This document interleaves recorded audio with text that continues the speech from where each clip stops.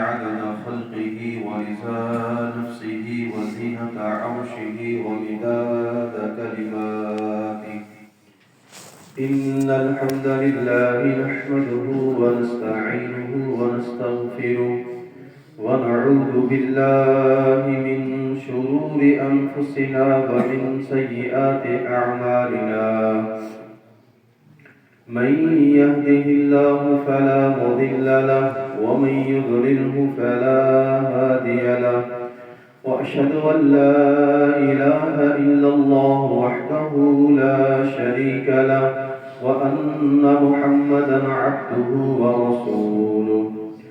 اللهم صل على محمد وعلى آل محمد كما صليت على إبراهيم وعلى آل إبراهيم إنك حميد مجيد.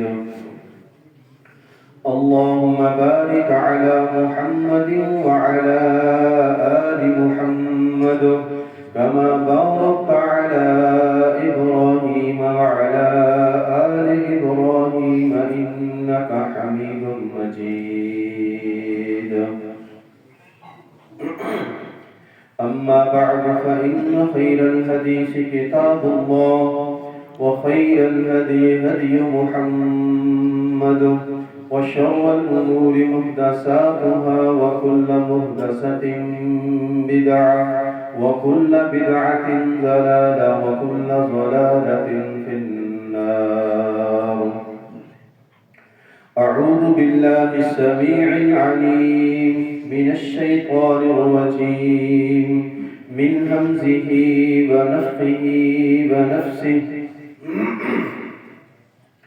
ما أصاب من مصيبة في الأرض ولا في أنفسكم إلا في كتاب من قبل أن نبرأها إن ذلك على الله يسير. لكي لا تأسوا على ما فاتكم ولا تفرحوا بما آتاكم والله لا يحب كل مختال فخور. سورۃ الحدید کی 2 آیات کی تلاوت آپ نے سنی. اس میں اللہ رب العالمین نے اہل ایمان کو یہ بتا کر کہ کوئی بھی صدمہ، کوئی بھی دکھ، کوئی بھی مصیبت اگر آپ پہنچتی ہے تو اس میں انسان کا، مؤمنین کا، مسلم کا کیا رد عمل ہونا چاہیے.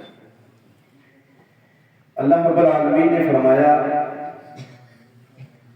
زمین پر یا تمہارے نفسوں میں کوئی بھی مصیبت، کوئی بھی پریشانی یا کوئی بھی ایسی دکھ کی بات پہنچتی ہے، اس سے قبل کہ وہ تمہاری طرف آئے، وہ ظاہر ہو، یہ اللہ رب العالمین کی لوح محفوظ کے اندر، کتاب کے اندر اس بات کو لکھ دیا گیا ہے کہ کوئی مصیبت، کوئی آفت آنے سے پہلے وہ اللہ کے ہاں وہ چیز لکھی ہوئی ہے. اس لیے کہ اللہ رب العالمین کے لیے یہ بہت آسان ہے کہ مصیبت یا تکلیف کو یا کسی ایسے بڑے سانحہ کو رونما ہونے سے پہلے ہی اللہ کے علم میں ہے. کیونکہ اللہ عالم الغیب ہے، اللہ دلوں کے حال جانتا ہے، علیم بذات الصدور ہے. ہم جو سوچتے ہیں اللہ اس سے بھی واقف ہے، جو آنے والا کل ہے اللہ اس سے بھی واقف ہے، جو گزرا ہوا ماضی ہے اللہ اس سے بھی واقف ہے، جو حال ہے اللہ اس سے بھی واقف ہے. اللہ کے علم کا ہم احاطہ نہیں کر سکتے. اور آگے اللہ نے فرمایا یہ اس لیے بھی کہ اگر کوئی چیز تمہارے سے چلی جاتی ہے، تم وہ چیز کھو دیتے ہو، یا پھر تمہیں کوئی چیز اللہ تعالیٰ تم کو عطا کر دیتا ہے اور اس پر تم پھر اترانا شروع کر دو، گمان شروع کر دو کہ یہ میرا اپنا کمال ہے جی، ہیں یہ میرے علم سے ہے جی، میں بڑا کاریگر ہوں جی، میں بڑا تجربہ کار ہوں جی، تو اللہ فرماتا ہے کہ اللہ تعالیٰ فخر کرنے والے کو، گمان کرنے والے کو، یعنی کہ تکبر کرنے والے کو اللہ پسند نہیں کرتا۔ ان آیات میں جو چیز ہمارے لیے ہے کہ ہم دنیا میں کئی طرح کے معاملات سے دوچار ہوتے ہیں، دکھ بھی آتے ہیں، تکالیف بھی پہنچتی ہیں، اپنے خود بھی فوت ہوتے ہیں، بیگانے بھی فوت ہوتے ہیں، لیکن یہ بتانے کا مقصد ہے کہ جب کوئی وقت یا کوئی تکلیف آنے والی ہوتی ہے، اس سے پہلے کہ وہ تکلیف یا کوئی صدمہ رونما ہو، اللہ کی کتاب کے اندر وہ چیز لکھی ہوئی ہے کہ یہ کام ہونے والا ہے، ہم اس کو ٹال نہیں سکتے۔ ہم اپنی کوشش بھی کریں نا، ہم اس کو نہیں ٹال سکتے۔ اور آپ نے وہ سورہ یوسف کے اندر پڑھا ہوگا واقعہ، جب اللہ کے پیارے نبی یعقوب علیہ السلام نے اپنے بچوں کو بھیجا اور ان سے یہ کہا، ان کو یہ وصیت کی کہ تم نے ایک دروازے سے داخل نہیں ہونا، تم نے متفرق دروازوں سے داخل ہونا ہے۔ اب ایک باپ جو ہے وہ تدبیر کر رہا ہے، بچوں کو، اپنے اولاد کو، اپنے بیٹوں کو یہ بتا رہا ہے کہ ایک دروازے سے داخل نہیں ہونا، متفرق دروازوں سے داخل ہونا ہے، اور پھر ساتھ یہ کہہ دیا کہ جو اللہ کا امر آنے والا ہے میں اس کو ٹال نہیں سکتا۔ یعقوب علیہ السلام نبی تھے، ان کو نہیں معلوم تھا کہ میرے بیٹوں کے ساتھ وہاں پر کیا معاملہ ہونے والا ہے، میرے بیٹوں میں سے ایک بیٹے کو وہ روک لیں گے، ان پر کیا الزام لگنے والا ہے، کیا معاملات ہونے والے ہیں، کوئی پتہ نہیں۔ یہ چیز ہمیں بتاتی ہے کہ آدمی تدبیر کر سکتا ہے، لیکن ہونا وہی ہے جو اللہ کی تقدیر کے اندر لوح محفوظ میں لکھا ہوا ہے۔ یہی وجہ ہے، صحیح بخاری میں ہے، اللہ کے پیارے رسول حضرت محمد صلی اللہ علیہ وسلم نے ارشاد فرمایا کہ آدم علیہ السلام کے اور موسیٰ علیہ السلام کے مابین بحث ہوئی۔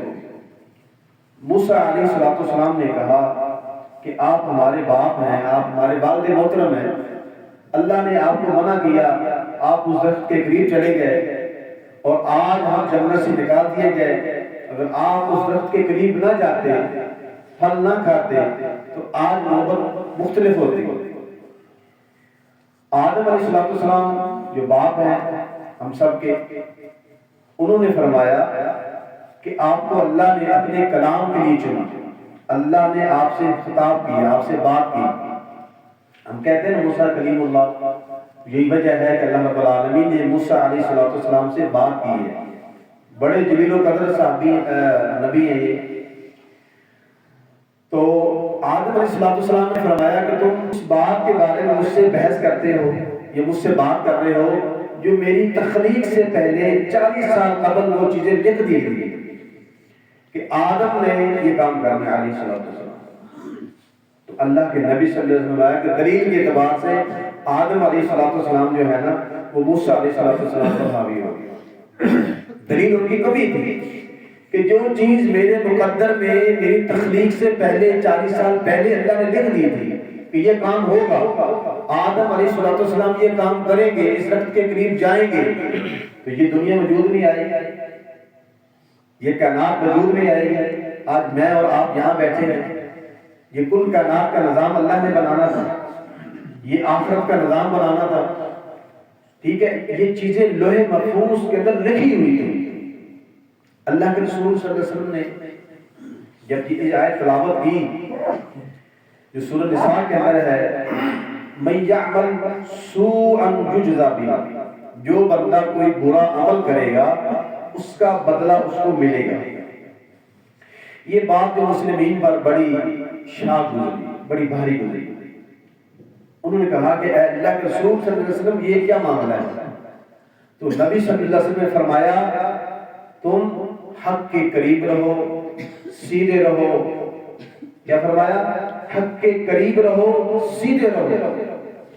تم میں سے کسی شخص کو اگر کوئی مصیبت بھی پہنچتی ہے، کسی مومن بندے کو کوئی تکلیف پہنچ جاتی ہے، حتیٰ کہ اگر اس کو کوئی ایک کانٹا بھی چبھ جاتا ہے اللہ تعالیٰ اس کی وجہ سے اللہ تعالیٰ اس کے خطاؤں کو معاف کر دے گا۔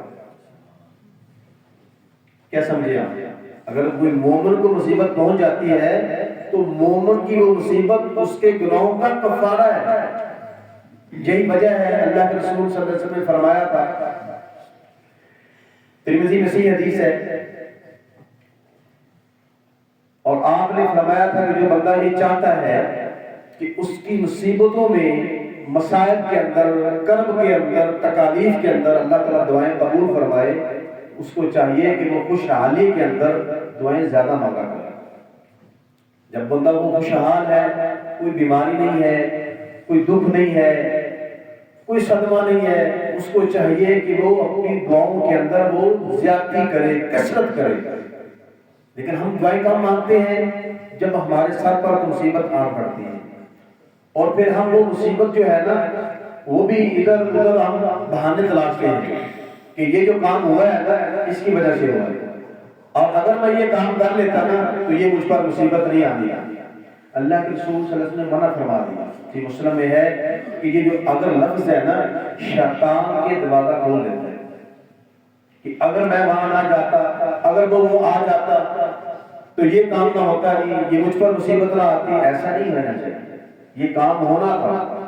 جب کوئی مصیبت آ جاتی ہے، اذا اصابتهم مصیبت قالوا انا للہ وانا الیہ راجعون، مؤمنین کا جو وتیرہ ہونا چاہیے، ان کا عمل کیا ہونا چاہیے کہ جب ان پر کوئی مصیبت آ جاتی ہے، کوئی دکھ کی گھڑی آ جاتی ہے، وہ یہ کہتے ہیں کہ ہم اللہ کے ہیں اور اللہ کی طرف ہم نے لوٹ کر جانا ہے۔ یہ بات کہہ کر انسان اپنے آپ کو مطمئن کر لیا ہے۔ اللہ رب العالمین نے قرآن مجید کے اندر ان لوگوں کا تذکرہ کیا جو اللہ کے نبی صلی اللہ علیہ وسلم کے وقت میں موجود تھے، لیکن آج ہم موازنہ کریں تو یہ کنڈیشن اس سے بھی زیادہ کئی گزری ہے۔ وہ کیا کہتے تھے؟ اللہ رب العالمین قرآن کے اندر فرماتا ہے وَإِن تُصِبْهُمْ حَسَنَةٌ يَقُولُوا هَٰذِهِ مِنْ عِندِ اللَّهِ، جب ان کو کوئی بھلائی پہنچتی، خیر کی بات پہنچتی، وہ کیا کہتے تھے؟ ہذا من عند اللہ، یہ اللہ کی طرف سے ہے۔ یہ کیا کہتے تھے؟ اللہ کی طرف سے ہے۔ وَإِن تُصِبْهُمْ سَيِّئَةٌ، اگر ان کو کوئی برائی پہنچ جاتی ہے، کوئی دکھ پہنچ جاتا ہے، کوئی ان کا نقصان ہو جاتا ہے، وہ کیا کہتے تھے؟ هذه من عندك، نعوذ باللہ من ذالک، وہ اللہ کے رسول صلی اللہ علیہ وسلم کی طرف منسوب کر دیتے تھے کہ یہ آپ کی طرف ہے۔ کیا کہتے تھے؟ یہ آپ کی طرف سے بھلائی پہنچی ہے تو اللہ کی طرف سے ہے، کوئی صدمہ پہنچا ہے، کوئی تکلیف ہوگی، نقصان ہو گیا تو اللہ کے نبی صلی اللہ علیہ وسلم نے منسوب کر دیا۔ تو اللہ نے فرمایا کل، اے رسول آپ فرما دیں کل من عند اللہ، یہ صرف بھلائی اللہ کی طرف سے نہیں ہے، بلکہ بھلائی اور برائی یہ دونوں چیزیں اللہ کی طرف سے ہیں۔ اس میں نبی کا کا کوئی کردار نہیں ہے کہ اللہ کے نبی صلی اللہ علیہ وسلم کی طرف سے ان کو مصیبت پہنچتی تھی۔ آج جو ہمارے معاشرے کے اندر جو بات ہے نا وہ بالکل اس کے برعکس ہے، جو ابھی آپ کو آیت پڑھ کر سنانے لگا۔ وہ کیا کہتے تھے؟ وَإِن يَمْسَسْكَ بِخَيْرٍ فَهُوَ، ہاں یہ ہے وَإِن يَمْسَسْكَ اللَّهُ بِضُرٍّ فَلَا كَاشِفَ لَهُ، اگر تم کو کوئی مصیبت پہنچنے والی ہے، کوئی تکلیف پہنچنے والی ہے تو اس کو اللہ کے سوا کوئی دور نہیں کر سکتا، اس کو رفع نہیں کر سکتا کوئی بندہ یہ کہے نا کہ اس کو کوئی یہ دور کر لے گا، فلاں کو حاجت روا آ جائے گا، کہاں فلاں کو مصیبت میری رفع کر دے گا، نہیں، اللہ نے نفی کر دیا کہ اگر تمہیں کوئی مصیبت پہنچی ہے فلا کاشف لہ الا ہوا، مگر اللہ کے علاوہ کوئی اس کو رفع نہیں کر سکتا، اس کو دور نہیں کر سکتا۔ وَإِن يَمْسَسْكَ بِخَيْرٍ فَهُوَ عَلَىٰ كُلِّ شَيْءٍ قَدِيرٌ، اگر تمہیں کوئی خیر پہنچ جاتی ہے، اگر تمہیں کوئی بھلائی پہنچ جاتی ہے، تمہارے رزق کے اندر برکت آ جاتی ہے، تمہیں اولاد مل جاتی ہے، تمہیں دنیا کے اندر صحت اور تندرستی مل جاتی ہے، تو اللہ قادر ہے اس چیز پر، اللہ اس چیز پر قادر ہے۔ لہذا اللہ رب العالمین نے اہل ایمان کو یہ چیزیں بالکل واضح کر دی کہ انسان جو ہے وہ اس صدمے میں نہ رہے کہ یہ جو میرا نقصان ہو گیا ہے کہ پتہ نہیں کیوں ہو گیا ہے، وہ اس کے اسباب نہ تلاش کرے، وہ یہ کہے کہ یہ اللہ کی طرف سے ہے۔ آج ہمارے معاشرے میں کیا ہوتا ہے کہ اللہ اور غیر اللہ کا انہوں نے کیا تقابل بنایا ہوا ہے۔ اگر کوئی بھلائی پہنچ جاتی ہے، کوئی خیر پہنچ جاتی ہے، مال و متاع مل جاتا ہے، رزق میں برکت ہو جاتی ہے، اولاد مل جاتی ہے، صحت مل جاتی ہے، وہ کیا کہتے ہیں یہ ہمارے پیر صاحب کی طرف سے، کیا کہتے ہیں یہ ہمارے پیر صاحب کی طرف سے۔ حالانکہ مشرکین مکہ کیا کہتے تھے کہ جب خیر پہنچی تھی وہ اللہ کی طرف لٹاتے تھے۔ تو یہ آج کا جو مشرک ہے، آج کا جو بدعتی ہے، یہ ان سے گیا گزرا ہے۔ وہ تو خیر کو اللہ کی طرف لٹا رہے تھے، خیر کو، اور یہ جب ان کو جب خیر پہنچی ہے تو یہ کہتے ہیں یہ ہمارے پیر صاحب کی کرامات ہے جی، یہ ان کا کرم ہے جی، ماشاءاللہ ہے، نظر کرم ہوگی ہے۔ استغفر اللہ، اللہ کو چھوڑ کر غیروں کو ہم نے یہ دیکھو درجہ دے رکھا ہے۔ اور جب کبھی کوئی مصیبت آ جاتی ہے، کوئی تکلیف آ جاتی ہے، کوئی صدمہ پہنچ جاتا ہے، وہ کہتے ہیں اللہ کی مرضی ہے۔ یہ ان کا ایمان ہے کہ خیر پہنچ گئی ہے تو پیر کی طرف منسوخ کریں گے کہ پیر صاحب نے یہ کمال کیا ہے جی، جب سب اس کا نظر کرم ہے جی، ہم پر بھی نظر کرم ہو جائے۔ تو یہ نظر کرم جو ہے وہ اللہ کرتا ہے، کوئی انسان نہیں کر سکتا۔ آپ کی جو توحید ہے نا، یہ آپ کی بنیاد ہے۔ اگر آپ کی توحید ہی کمزور ہے، آپ کا ایمان ہی کمزور ہے، سمجھ آ گئی؟ توحید کے بغیر آپ کا ایمان کامل نہیں ہے، کوئی بھی عمل اللہ کے ہاں قبول نہیں ہے۔ یہی وجہ ہے اللہ کے رسول صلی اللہ علیہ وسلم کے بارے میں اللہ نے فرمایا تھا لئن اشرکت لیحبطن عملک، اے رسول اگر آپ نے بھی، حالانکہ ایسا ہوتا نہیں ہے لیکن ایک تاکید کی کہ اگر آپ سے بھی کچھ شرک ہو جاتا ہے تو اللہ نے فرمایا کہ ہم تمہارے اعمال کو ضائع کر دیں گے۔ توحید اتنی ضروری ہے، لہذا کوئی مصیبت آ جاتی ہے، کوئی دکھ پہنچ جاتا ہے تو اس کو افسوس نہ کیا جائے بلکہ اس کو اللہ کی طرف لٹایا جائے کہ اللہ کی طرف سے ہے، اللہ نے یہ میرے مقدر میں، میرے نصیب میں یہ لکھا تھا، یہ ہو گیا۔ اور ابو داؤد کی صحیح حدیث ہے، اللہ کے رسول صلی اللہ علیہ وسلم ارشاد فرماتے ہیں کہ اگر کوئی بندہ دعا مانگتا ہے نا، دعائیں ہم بھی مانگتے ہیں، آپ بھی مانگتے ہیں، اور جب کوئی بندہ دعا مانگتا ہے تو دعا مانگنے پر یا تو اللہ تعالیٰ وہ دعا کو قبول فرما لیتا ہے، اس بندے کی وہ جو چیز مانگ رہا ہے، اولاد مانگ رہا ہے، رزق مانگ رہا ہے، صحت مانگ رہا ہے، یا اور چیزیں مانگ رہا ہے، دنیا مانگ رہا ہے، وہ یا تو اللہ اس کی دعا کو قبول کر لیتا ہے، یا پھر اللہ تعالیٰ اس دعا کی وجہ سے جو اس نے دعا مانگی ہے اس کی وجہ سے اللہ تعالیٰ اس پر کوئی مصیبت آنے والی ہوتی ہے۔ ہمیں تو نہیں پتا نا، ہم یہاں بیٹھے ہیں، ہمارے ساتھ کیا ہونے والا ہے کچھ لمحوں بعد، ہم بازار جائیں گے، مین روڈ پر جائیں گے، کیا ہونے والا ہے ہمیں سے کسی کو پتا ہے؟ جو چیز ہمارے مقدر میں نقصان لکھ دیا گیا ہے نا، اس کو میں اور آپ ٹال نہیں سکتے۔ انسان کیا ہے نا، میں اپنی بڑی سوچ سے، بڑی سمجھ سے یہ میں رزق حاصل کر سکتا ہوں، یہ مصیبت سے بچ سکتا ہوں، بیماری سے بچ سکتا ہوں، تو یہ اس کی خام خیالی ہے۔ اللہ کا نظام جو ہے نا وہ مضبوط ہے، لوہے محفوظ کے اندر وہ چیزیں لکھی جا چکی ہیں جو تقدیر میں ہے نا۔ اللہ کے رسول صلی اللہ علیہ وسلم فرمایا تھا کہ تقدیر کو کوئی چیز نہیں بدل سکتی سوائے دعا کے، تقدیر کو کوئی چیز نہیں بدل سکتی سوائے دعا کے۔ لہذا یہ ترمذی کی صحیح حدیث ہے، لہذا اللہ کے رسول صلی اللہ علیہ وسلم نے فرمایا کہ اگر کوئی بندہ دعا مانگتا ہے تو اس کی وہ چیز جو اس نے مانگی ہے اس کو نہیں ملی تو اللہ تعالیٰ اس پر کوئی مصیبت آنے والی ہوتی ہے، کوئی دکھ پہنچنے والا ہوتا ہے، اللہ اس کو ٹال دیتا ہے، دعا تو پھر بھی قبول ہوگی۔ پھر فرمایا اللہ کے نبی صلی اللہ علیہ وسلم نے کہ جب تک بندہ گناہ اور قطع رحمی یعنی صلہ رحمی، رشتوں کو توڑنے کی دعا نہیں کرتا، گناہ کی دعا نہیں کرتا، رشتوں کو قطع کی دعا نہیں کرتا، اللہ تعالیٰ دعا قبول ہی کرتا رہتا ہے۔ اور دعا کسے مانگنی ہے؟ اللہ تعالیٰ سے۔ کسے مانگنی ہے؟ اللہ تعالیٰ سے۔ اللہ نے فرمایا وَإِذَا سَأَلَكَ عِبَادِي عَنِّي فَإِنِّي قَرِيبٌ، اے رسول جب آپ سے میرے بندے میرے متعلق پوچھیں تو آپ بتا دیں میں کو قریب ہوں، اجیب دعوت الداعی، میں اس دعوت کو، اس دعا کو قبول کرتا ہوں جب کو مجھے کوئی پکارتا ہے۔ انبیاء علیہ السلام نے مصیبت میں، تکلیف میں کس کو پکارا تھا؟ کس کو پکارا؟ آپ پڑھے قرآن مجید کے اندر پڑھے کسی غیر اللہ کو پکارا تھا، کسی نبی کو پکارا تھا؟ یعقوب علیہ السلام کے اوپر کتنا بڑا صدمہ آیا کہ ان کا لب جگر یوسف علیہ السلام ان سے جدا ہو گیا، وہ کن کو پکار رہے ہیں؟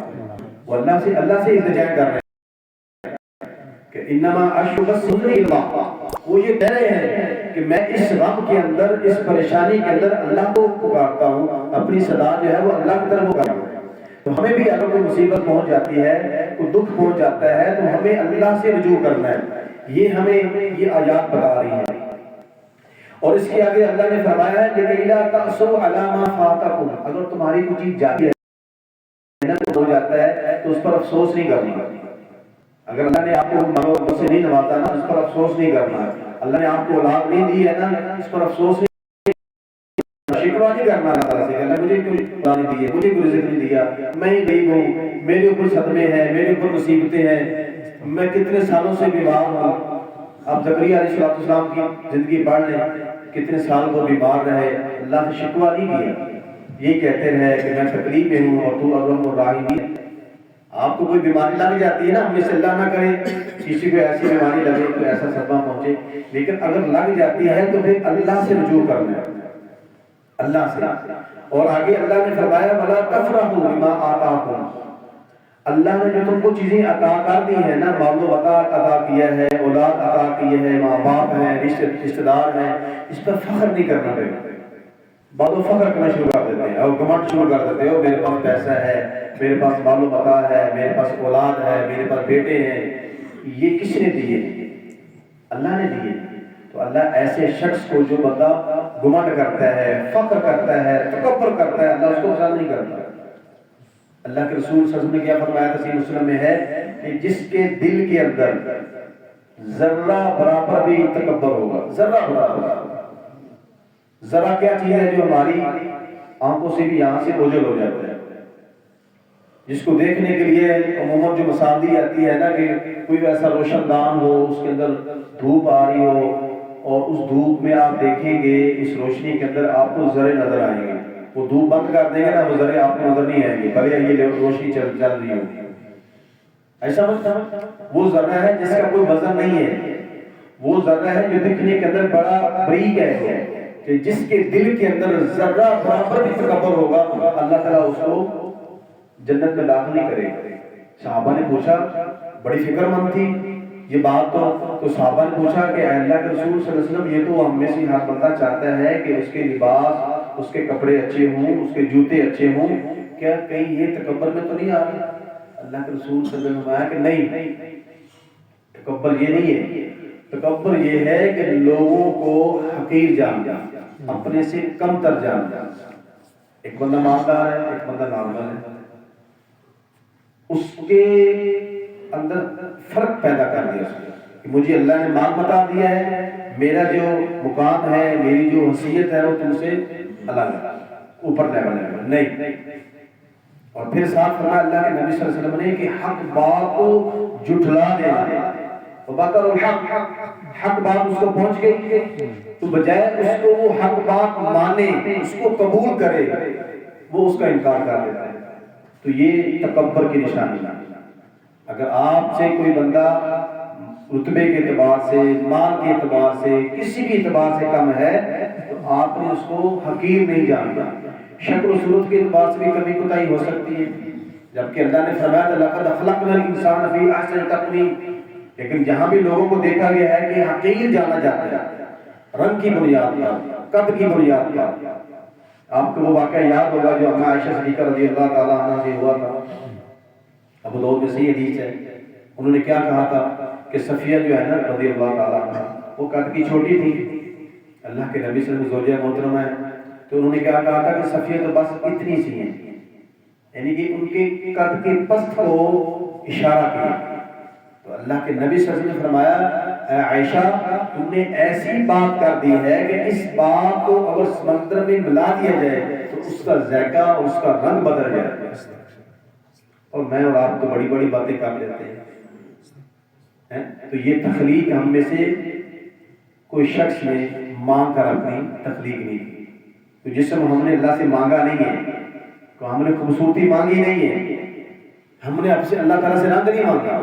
اللہ کے رسول صلی اللہ علیہ وسلم نے فرمایا تھا نا، یہ آدم علیہ السلام کو جب تخلیق کیا گیا، ابو داؤد میں، ترمذی میں اور مسلم امام احمد میں یہ صحیح حدیث ہے کہ اللہ تعالیٰ نے زمین کے مختلف حصوں سے مٹی کو لیا، اسی وجہ سے کوئی کالا ہے، کوئی گورا ہے، کوئی نرم مزاج ہے، کوئی سخت مزاج ہے، کوئی قد کے بڑے ہیں، کوئی قد کے چھوٹے ہیں، کسی کی آنکھیں بڑی ہیں، کسی کی آنکھیں چھوٹی ہیں، کسی کے بالوں کا الگ سے سٹائل ہے۔ تو یہ اللہ نے سب آدم سے ہی تخلیق کی، ہم سب کس کی اولاد ہیں؟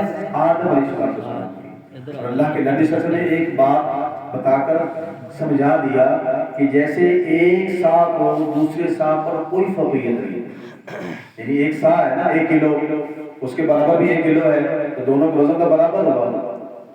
کسی گورے کو کالے پر، کسی کالے کو گورے پر، کسی عربی کو اجمی پر، کسی اجمی کو عربی پر، کوئی فوقیت نہیں ہے الا بتقوی، مگر تقوی کی بنیاد۔ اس کے اندر تکبر نہیں کرنا کہ میں فلاں قوم سے ہوں، میری فلاں کاسٹ ہے، نہیں، اللہ نے یہ منع کر دیا، واللہ لا يحب كل مختال فخور۔ اللہ ناپسند کرتا ہے جو تکبر کرتا ہے، جو گمان کرتا ہے، وہ کسی بھی چیز سے ہو، مالی اعتبار سے ہو، جسمانی اعتبار سے ہو، عہدے کے لحاظ سے ہو، قومیت کے لحاظ سے ہو، کسی بھی اعتبار سے ہو، لیکن تقوی کے اعتبار سے وہ بندہ زیادہ فوقیت ہے اس کو اللہ کے ہاں اس بندے کے مقابلے میں جو مالدار بھی ہے، خوبصورت بھی ہے، حسب و نسب والا بھی ہے، لیکن تقوی نہیں ہے۔ لہذا اللہ تعالیٰ سے یہ میں بھی دعا کرتا ہوں کہ اللہ ہم کو کوئی ایسی مصیبت، ایسی تکلیف کے اندر، ایسے صدمے کے اندر مبتلا نہ کرے، اور اگر ہمیں کو اللہ کی طرف سے کوئی صدمہ، کوئی تکلیف آ جاتی ہے تو اس پر صبر کرنا ہے۔ کیا کرنا ہے؟ صبر کرنا ہے۔ اور صبر کیسے کرنا ہے؟ وَاسْتَعِينُوا بِالصَّبْرِ وَالصَّلَاةِ، اللہ فرماتا ہے کہ اللہ کی نصرت حاصل کرو صبر اور نماز کے ذریعے۔ ان اللہ مع الصابرین، اللہ صبر کرنے والوں کے ساتھ ہوتا ہے۔ اور ہم بے صبری کا مظاہرہ کریں گے کسی مصیبت کے اندر، کسی تکلیف کے اندر، تو پھر ہمیں اللہ کی معیت نہیں ملے گی، ہم پھر ان لوگوں میں شمار ہو جائیں گے جو اللہ فرما رہا ہے کہ جو گمان کرتے ہیں، تکبر کرتے ہیں، فخر کرتے ہیں، تو ان میں ہمارا شمار ہو جائے گا۔ اللہ کی طرف سے جو مصیبت تکلیف آ جائے نا، اس پر صبر کرنا ہے، اور یہ الفاظ کہنے ہیں اِنَّا لِلَّهِ وَإِنَّا إِلَيْهِ رَاجِعُونَ، یہ تمام کی تمام چیزیں، میں سب کچھ اللہ کے ہیں اور ہم نے اللہ کی طرف دوڑ کر جانا ہے۔ اللہ تعالیٰ مجھے بھی، آپ کو بھی، جو کچھ ہمارے پاس مال و متاع کی صورت میں ہے، اولاد کی صورت میں ہے، صحت اور تندرستی کی صورت میں ہے، یہ سب کچھ اللہ کی عطا کرتا ہے۔ اس پر فخر نہیں کرنا چاہیے، اس پر گھمنڈ نہیں کرنا چاہیے، یہ سب اللہ کے دین، اللہ کی عطا کردہ چیزیں ہیں، اور اللہ جب چاہے وہ انسان سے چھین سکتا ہے، وہ اس پر قادر ہے۔ تو اللہ تعالیٰ سے ڈرتے رہیں اور تقوی اختیار کریں۔ تو مصیبت کو غم پہنچتا ہے تو اس کو اللہ کی طرف لوٹائیں، کسی کی طرف منسوب نہ کریں، اور اگر کوئی خیر پہنچتی ہے تو بھی اللہ کی طرف اس کو لوٹائیں، کسی نبی کی طرف، کسی پیر کی طرف اس کو منسوب نہ کیا جائے۔ یہ اہل ایمان کے لیے انتہائی ضروری ہے۔ اقول قولی ھذا استغفر اللہ۔